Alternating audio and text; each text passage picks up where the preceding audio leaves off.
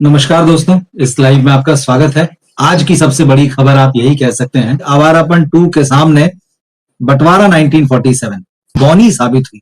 बावजूद इसके कि इसका सब कुछ जो है बहुत ग्रैंड था, बड़े-बड़े नाम जुड़े हुए थे, लेकिन वो बड़े नाम जो है किसी काम नहीं आए। हम ये जानने की कोशिश करेंगे कि आखिर क्या वजह है, क्यों ये फिल्म जो है इतने बड़े नामों के बावजूद जो है सफल नहीं हो पाई। क्या ये फिल्म न चलना सनी देओल के लिए झटका है? गदर 2 से उन्होंने जिस तरह से कमबैक किया, उसके बाद में जाट में जिस तरह से उन्हें लोगों ने एक्शन रोल में पसंद किया, बातें हो रही कि भाई गदर 3 भी बनेगी, जाट 2 बनेगी, रामायण आने वाली है, हनुमान जी के रूप में दिखेंगे। ऐसे में अगर ये फिल्म बंटवारा 1947 जो कि बड़ी महत्वाकांक्षी फिल्म, सनी देओल ने खुद कहा कि भाई 15-20 साल पहले संतोषी जी ने उन्हें ये कहानी सुनाई थी और वो लंबे समय से इस फिल्म को बनाना चाह रहे थे, लेकिन जब नतीजा आया है तो बॉक्स ऑफिस जो है वो आप कह सकते हैं नाकाम। सबसे पहले हम प्रोड्यूसर की बात कर लेते हैं, आमिर खान। हालांकि आमिर खान का इस फिल्म से जुड़े होना कई लोग जो है नेगेटिव पॉइंट मानते हैं, क्योंकि अब इस बार जो है बहुत खुलकर हिंदू मुसलमान जैसी बातें हुई। इस फिल्म का सब्जेक्ट भी वही था, तो सब्जेक्ट के बारे में अब आपको बताने की जरूरत नहीं, क्योंकि आप जानते हैं कि बंटवारे के दौर की कहानी है और एक मुस्लिम परिवार जो है पाकिस्तान गया है बंटवारे में और वहां लाहौर में उसको एक हवेली अलॉट हुई है। अब बाकी सारा कुछ आप फिल्म या तो देख चुके होंगे या नहीं देखी होगी, तो काफी जानकारियां तो आ ही चुकी है। अब ऐसी फिल्म को जब आमिर खान प्रोड्यूस कर रहे थे तो कई लोगों ने इसके ऊपर एजेंडा का ठप्पा लगा दिया, कहा कि भाई क्योंकि ये फिल्म प्रो पाकिस्तानी है, पाकिस्तान प्रेम इसमें कहीं ना कहीं प्रोड्यूसर का झलकता है और आमिर खान यहां इसीलिए उन्होंने फिल्म बनाई कि कोई हिडन एजेंडा है। अब देखिए व्हाट्सएप पे बहुत सारी बातें चलती है और हमें नजर भी रखना पड़ती है, क्योंकि उससे हमें पता चलता है कि आखिर लोग किस तरह से सोच रहे हैं। तो ये सारी बातें व्हाट्सएप जो आते हैं वो और सोशल मीडिया में, इवन यहाँ जब मैं लाइव करता हूँ और कमेंट्स आपके साथियों के सबके आते हैं तो भी बड़ा क्लियर रहता है कि कैसे देख रहे हैं। तो आमिर खान का जुड़ना एक नेगेटिव पॉइंट शुरुआती इसलिए कह रहा हूं क्योंकि प्रोड्यूसर है, बाकी और भी चीजें आएंगी इसमें। तो आमिर खान अगर प्रोड्यूस नहीं करते तो क्या इस फिल्म का नतीजा कुछ और होता? क्या लोगों को आमिर खान से नाराजगी है? आमिर खान से नाराजगी है ये तो समझ में आता है। कई फिल्में जो उनकी लगातार जिस तरह से फिल्में पिछले कुछ सालों में नहीं चली है, और बतौर प्रोड्यूसर देख लीजिए उनकी 5 फिल्मों का क्या हाल है। हम उल्टा चलते हैं, चलिए इसी फिल्म को ले लें, बंटवारा 1947 फिल्म नहीं चली, नतीजा आ गया है। हैप्पी पटेल इस साल के शुरू में आई थी, फ्लॉप हो गई। वीरदास डायरेक्टर थे, आमिर ने कैमियो भी किया था, बिल्कुल नहीं चली। उसके बाद उनकी फिल्म आई थी एक दिन, बेटे को लेके उन्होंने वो फिल्म बनाई थी, नहीं चली। यहां भी आमिर के सिलेक्शन जो स्टोरी सिलेक्शन है बतौर प्रोड्यूसर, उसकी बड़ी आलोचना हुई कि भाई आप तो रीमेक पे रीमेक बना रहे हो, हाई फिल्म का रीमेक ले आए। सितारे जमीन पर उससे पहले आई थी 2025 मतलब लास्ट ईयर, उसमें आमिर खुद थे और आर एस प्रसन्ना ने साउथ के डायरेक्टर उन्होंने फिल्म डायरेक्ट की थी। ये स्पेनिश फिल्म का रीमेक थी और आमिर इसका बचाव करते रहे, नहीं नहीं जो रीमेक है वही हमारे लिए ओरिजिनल है। फिल्म नहीं चली, बॉक्स ऑफिस पर नहीं चली और आमिर को बहुत पापड़ बेलने पड़े इस फिल्म की कॉस्ट निकालने के लिए। वो खुद भी इस बात को कहते हैं और वो तो उसको यूट्यूब चैनल बनाकर फिल्म उन्होंने वहां भी रिलीज की। ये फिल्म भी फ्लॉप रही। लापता लेडीज जो उनकी एक्स वाइफ किरण राव ने बनाई थी 2024 में, फिल्म को अप्रिसिएशन मिला, लो बजट थी, थोड़ा बहुत रहा मामला ठीक, ऑस्कर तक भिजवाई आमिर ने, लेकिन एज सच वो फिल्म नहीं है कि आप कहें कि तो बहुत हिट फिल्म है, ब्लॉकबस्टर है और बहुत कमाल कर दी। तो कुल मिला के ये समझ में आता है कि आमिर खान बतौर प्रोड्यूसर, और उससे पहले लाल सिंह चड्ढा का जो हाल हुआ था वो तो ऐतिहासिक है। तो आमिर खान ना तो एक्टर के रूप में कमाल कर पा रहे हैं, ना ही प्रोड्यूसर के रूप में उनकी फिल्में चल पा रही। इस फिल्म से उम्मीदें थी कि यार आमिर जो है उनकी चॉइस, मतलब अब ये सब कह सकते हैं कि सब बातें रह गई है, इसमें दम नहीं बचा है, क्योंकि आमिर खान को एक समय बड़ा विजनरी माना जाता था। अरे कमाल की सोच रखते हैं, बहुत जबरदस्त उनका विजन है, बड़े जीनियस हैं, मार्केटिंग उनकी जो होती है, उनके मार्केटिंग आइडिया ही फिल्म को जो है सुर्खियों में ला देते हैं। इधर कुछ काम नहीं कर रहा है। लेकिन ऐसे में बंटवारा 1947 एक बड़ी फिल्म थी जिसमें सनी देओल, जिनका की सितारा आज की तारीख में चमक रहा है, राजकुमार संतोषी जिनके साथ उनकी जोड़ी जो 3 फिल्में लेकर आई है वो मतलब हिंदी सिनेमा की एक कामयाब फिल्मों में गिनी जाती है और सनी देओल को पहचान दी उन फिल्मों ने। तो ऐसी जोड़ी के साथ में अगर आमिर फिल्म बना रहे तो ये था कि हाँ भाई फिल्म काम करेगी। मगर आप गौर कीजिए कि इस फिल्म का जब से प्रमोशन ट्रेलर रिलीज से शुरू हुआ, आप मान लीजिए टीजर ट्रेलर से, आमिर कहीं भी नजर नहीं आए ग्राउंड पर कि वो इस फिल्म के लिए प्रमोशन में खड़े हुए दिखे हो, आमिर के साथ, संतोषी के साथ इक्का दुक्का मौका, अगर मतलब एक ही मौका दिखा वो जिसमें केबीसी में सनी देओल और वो नजर आए थे, और तो कहीं दिखे नहीं। वहीं उस वक्त उनका वीडियो वगैरह एक आध आया था जब वो सेट पर जाने के लिए तैयार थे और प्रीति जिंटा आ रही हैं और वो वेट कर रहे हैं, मगर वो उनको बगैर देखे निकल गई, तो लोगों ने कहा प्रीति ने भी इग्नोर कर दिया, वो सारा मामला। लेकिन आप देखिए आमिर इस फिल्म के प्रमोशन में कहीं नहीं दिखे, वरना आप देख लीजिए हैप्पी पटेल को उन्होंने कितना प्रमोट किया जबरदस्त रूप से, जबकि वीरदास वो डायरेक्टर थे उस फिल्म के। आमिर उसको अपनी फिल्म, मतलब क्या क्या नहीं किया उन्होंने, सोशल मीडिया में उनको फिल्म को जम के प्रमोट किया, उसके बाद में उस फिल्म के लिए इंटरव्यूज दिए। एक दिन जब उनके बेटे की फिल्म आई, थोड़ा सा बैकफुट पर जरूर रहे कि बेटे को थोड़ा ज्यादा हाईलाइट मिले, मगर वो फिल्म को बराबरी से प्रमोट करते रहे। सितारे जमीन पर तो उन्होंने अपने अकेले कंधे पर फिल्म ले ली, और क्योंकि उनके अलावा कोई था भी नहीं इस फिल्म में, तो अकेले ही इस फिल्म को इतना प्रमोट किया उन्होंने कि पूछिए मत। 4-4 घंटे के इंटरव्यू दे दिए एक ही जगह बैठ के उन्होंने। तो ये स्थिति थी। और लापता लेडीज के समय भी फिल्म सक्सेसफुल हो गई, उसके बाद भी उन्होंने बातचीत की, लेकिन यहां वो पूरी तरह से गायब नजर आए बंटवारा 1947 में। तो ये एक बड़ी रहस्य वाली बात है, इसका जवाब जो है पूछा जाना चाहिए, इसका जवाब जो है सामने आना चाहिए कि आखिर क्या मामला है, आमिर खान इस फिल्म को प्रमोट करने क्यों नहीं निकले। क्योंकि मुझे ये ध्यान है कि जब इस फिल्म का ट्रेलर लॉन्च हुआ था, उस वक्त कहीं कहीं ये चर्चा हुई थी कि क्रिएटिव डिफरेंसेस हैं। अब आमिर खान की फिल्म से अगर बड़े नाम जुड़े हों, स्टार कास्ट, मतलब जो सितारे उनके बराबर का की लोकप्रियता रखते हैं, उनके बराबर का कद रखते हो, तो क्रिएटिव डिफरेंस ना हो ये होना थोड़ा सा गले नहीं उतरता है लोगों के। फिर संतोषी जैसा डायरेक्टर, और संतोषी का कहना कि ये मेरा ड्रीम प्रोजेक्ट है, तो क्या क्रिएटिव डिफरेंसेस कुछ ऐसे थे जिसका नुकसान इस फिल्म को उठाना पड़ा है, ये एक बड़ी बात है। तो देखते हैं आने वाले दिनों में, हो सकता है इसमें कुछ चीजें निकल कर आए। सनी देओल की इस फिल्म में सबने तारीफ की, भाई 68-69 की एज है, वो लीड कर रहे हैं जबरदस्त रूप से, फिल्म में काम उनका बहुत अच्छा है, कोई समस्या किसी को उनके साथ नजर नहीं आई, वो रोल में भी फिट देखे। हालांकि थोड़ी शिकायतें रही उनके फैंस को कि भाई यार आपकी तो इमेज गदर वाली है और इंडियन वाली है, और आप कैसे जो है पाकिस्तानी और मुस्लिम बन गए। तो फिल्म की रिलीज से मैंने आपको पहले बताया भी था कि 4 एक फिल्मों के नाम, कि ऐसा नहीं कि सनी पहली बार किसी फिल्म में मुस्लिम कैरेक्टर निभा रहे हैं, इससे पहले भी वो बन चुके हैं। तो चलिए अब ये बात तो आई गई होगी, सनी से किसी को शिकायत नहीं रही फिल्म में, शबाना आजमी को लोगों ने तारीफ की, उनसे शिकायत नहीं रही, प्रीति जिंटा का कमबैक जो था उसको भी लोगों ने अच्छा माना, करण देओल सनी के बेटे जितना वो कर सकते थे, तो थोड़ी तारीफें मिली, थोड़ा लोगों ने ये भी समझाया कि भाई कुछ गड़बड़ियां हो गई है। म्यूजिक इस फिल्म में ऐसा कुछ भी नहीं था कि जिसके लिए बहुत खास जगह हो म्यूजिक की, तो चाहे वो जावेद अख्तर का नाम इसमें जुड़ा हो, चाहे AR रहमान का, तो उससे कोई खास फर्क पड़ा नहीं। अब रह गया इस फिल्म की कहानी, इस फिल्म की स्क्रिप्ट और इसके डायलॉग्स का मामला। डायलॉग्स की तारीफ हुई, डायलॉग्स आपको जगह जगह मिलेंगे भी, आप जब फिल्म के रिव्यू पढ़ेंगे, या कई जगहों पर लोगों ने कोट किया कि यार बड़ा मैसेज देने वाली फिल्म है और बड़ी इंसानियत की बात कर रही है। तो डायलॉग भी कम ज्यादा करके पसंद किए गए, लोगों को याद रह गए। अब मामला बचा कहानी और स्क्रिप्ट का। कहानी पुरानी है, मुझे ऐसा लगता है कि यही 2 जगहों पर ये जो बंटवारा 1947 का मामला है वो फंसा है, जो दर्शकों को थोड़ा सा गले नहीं उतरा है।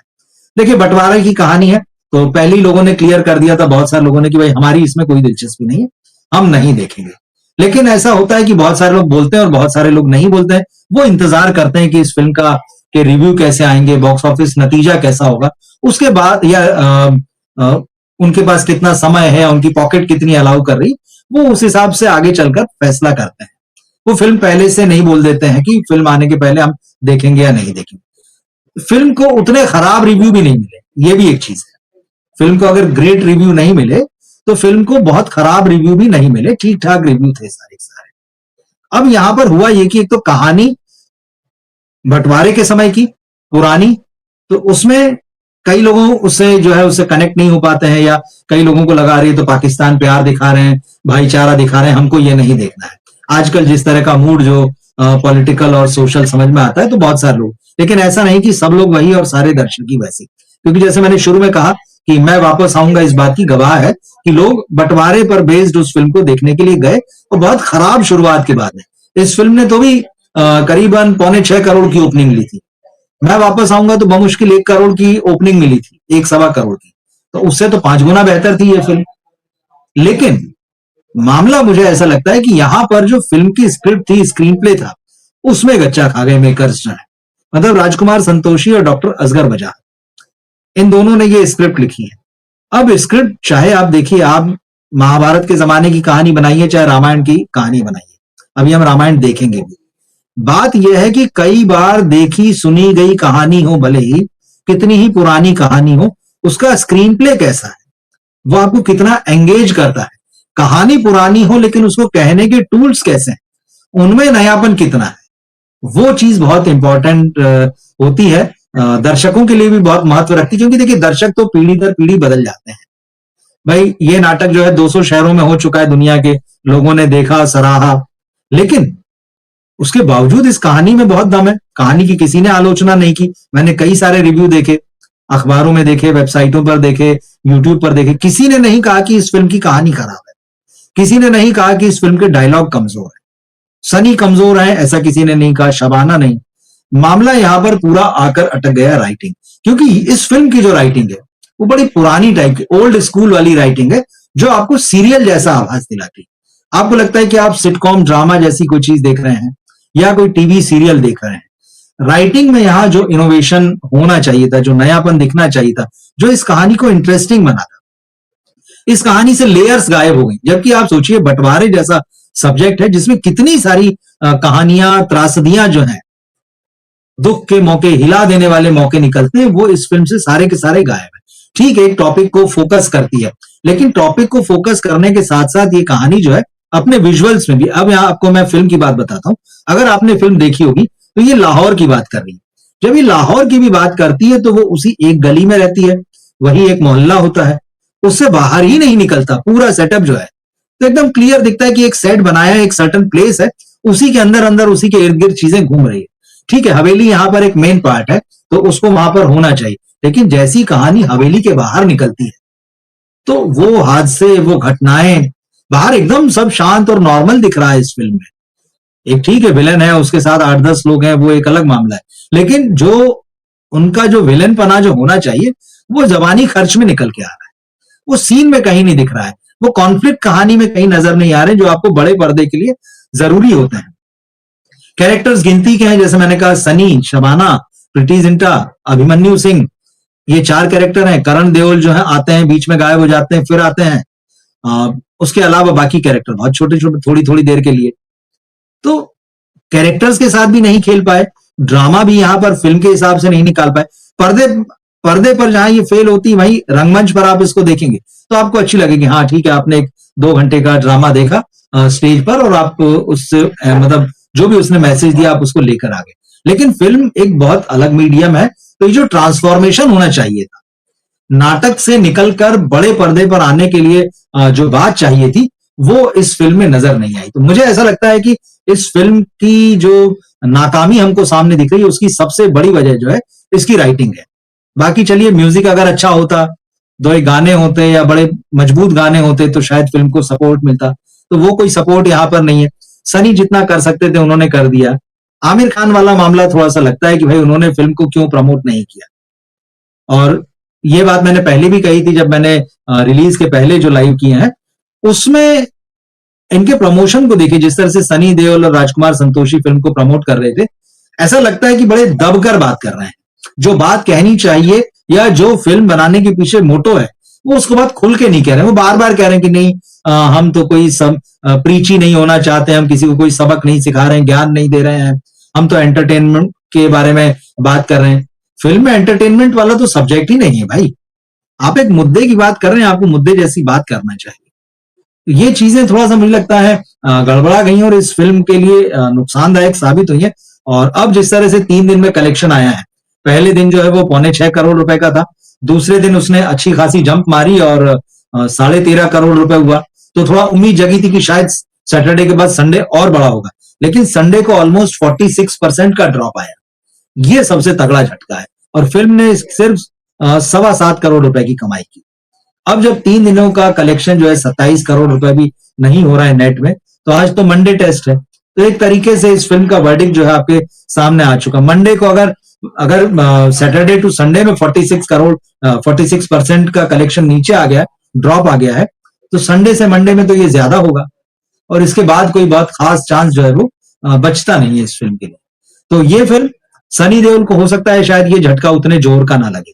उसकी वजह यह है कि भाई उनकी रामायण आने के लिए तैयार है। वो इसके बाद में दिवाली पर उनकी वो फिल्म रिलीज हो जाएगी। हालांकि उस फिल्म में वो शायद सिर्फ अंत में नजर आएंगे, उनका मेन रोल जो है वो सेकंड पार्ट में नजर आएगा। बट फिर भी लोगों में जिस तरह से सनी देओल को हनुमान जी बने देखने का क्रेज दिख रहा है, तो वो थोड़ा सा फिर भूल जाएंगे इस चीज को। क्योंकि इससे पहले देखिए बॉर्डर आई थी इस साल, किसी ने याद नहीं रखा। याद अभी भी गदर रखी जा रही है, याद अभी भी जाट रखी जा रही है। तो ये एक एडवांटेज होगा कि चलिए लोग उनकी इस फिल्म को शायद हो सकता है बहुत जल्दी भुला दें। लेकिन राजकुमार संतोषी, अव्वल तो वो लंबे समय से उन्होंने कोई बहुत बड़ी फिल्म उस तरह की दी नहीं। हालांकि एक इंटरव्यू उनका देख रहा था, उनसे पूछा गया कि आप अंदाज अपना अपना 2 कब बनाएंगे, तो उन्होंने कहा कि अंदाज अपना अपना 2 तो नहीं बना रहा हूं, अदाएं अपनी अपनी इस तरह की फिल्म बना रहे हैं जो उसी तरह की होगी। तो ये एक अपडेट भी था, मुझे ठीक लगा।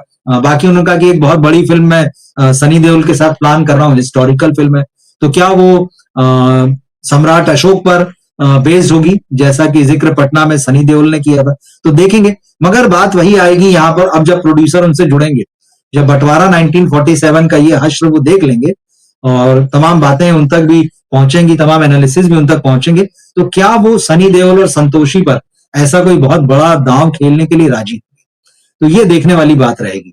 शबाना आजमी जिस उम्र के जिस मोड़ पर है, उनको जो रोल मिलते हैं वो बहुत बढ़िया से निभाती, तो उनपे कोई फर्क नहीं पड़ेगा। प्रीति जिंटा का कमबैक है, तो वो कोई रोमांटिक लीड हीरोइन जैसा नहीं है। आने वाले दिनों में अगर वो काम करना चाहेंगी तो उनकी उम्र और बाकी हिसाब से उनको रोल मिल जाएंगे।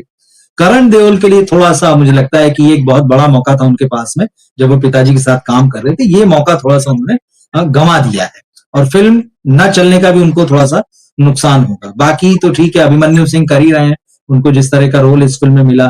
बाकी अली फजल भी जो है वो अपना जमे हुए। तो एक्टर्स को आप देखें तो उसमें किसी को बहुत ज्यादा नुकसान होता नहीं दिख रहा है। संतोषी जी को जरूर थोड़ी मुश्किलें आ सकती है। आमिर खान के लिए बड़ी समस्या है कि एक और बड़े बजट की फिल्म उनकी जो है बॉक्स ऑफिस पर फेल होती दिख रही है, और एकदम दिख क्या रही, मतलब लगभग हो ही चुकी है। अब इसकी रिकवरी कैसे होगी, बड़ा बजट है, तो ये देखना होगा। उधर आवारापन 2 जो है बढ़िया कर रही है। आवारापन 2 की सक्सेस को लेके हम थोड़ा सा अलग से बात करेंगे। तो मैं सोचा इस पर हमें बात करना चाहिए कि आखिर क्यों ये फिल्म जो है बॉक्स ऑफिस पर काम नहीं कर पाई।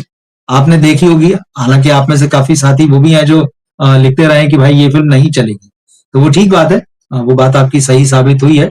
लेकिन फिर भी मैं कहूंगा कि फिल्म आपको देखना चाहिए एक बार, उसके बाद इसमें हम और आगे बात कर सकते हैं।